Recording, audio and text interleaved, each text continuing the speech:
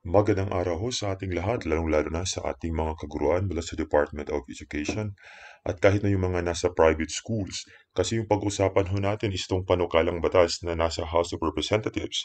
Approved na ho ito sa third reading tungkol sa pagbabago na gagawin tungkol sa senior high school doon sa grade 11 or 12. Ito ay pinangunahan ng Education Committee ni Congressman Roman Romulo.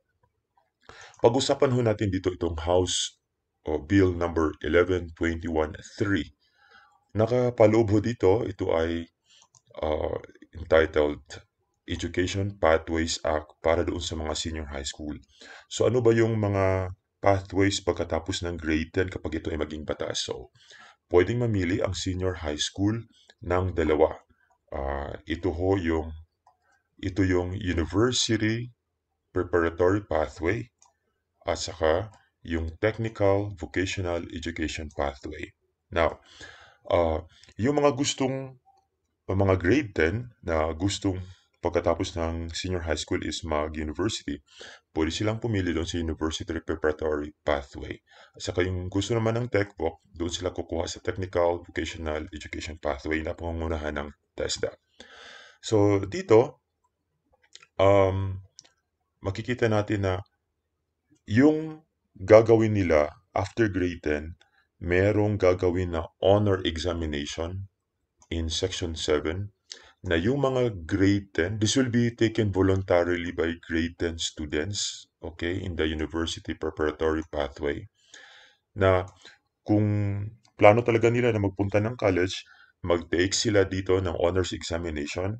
Tapos, kapag nakapasa sila for that advanced placement exam, yung mga estudyante na grade 10 na proficient na to go to college, pwede sila mag-enroll doon sa kanilang chosen degree sa isang college or university.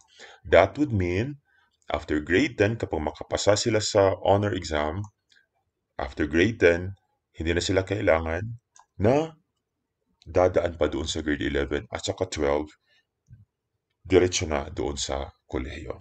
So, yun ho ang panukala ng napapaloob dito sa House Bill na ito, 1121-3, no? Na sa kasalukuyan kasi yung senior high school natin, meron tayong 4 tracks, di ba? Kung alam natin yan, academic track, techbook track, sports, at saka yung arts and design.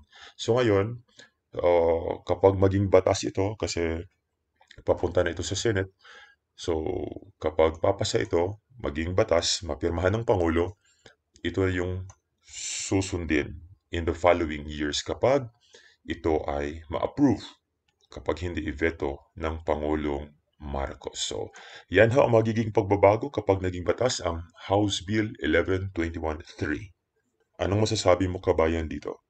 Approve or not? Lalong-lalo sa mga dumaan ng senior high school. Okay?